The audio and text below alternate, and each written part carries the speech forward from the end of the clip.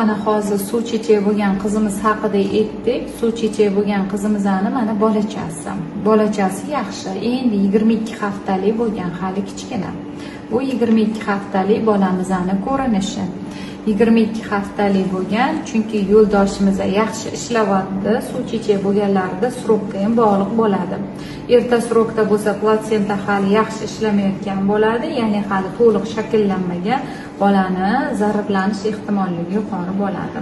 Katta srokda ham xuddi shunday holat, suvlar xiralanib qolish holatlari, bu o'zgarishlar bo'lishi mumkin.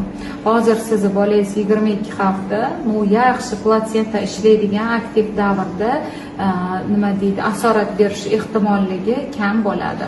Hozir ko'rib chiqdik, ko'zchalarimiz ko'rib turibdi. Albatta quloq eshitishini ultrazavukda bahololmaymiz, lekin bolamizning holati yaxshi. Ko'ngillaringizni xotirjam qilsanglar bo'ladi.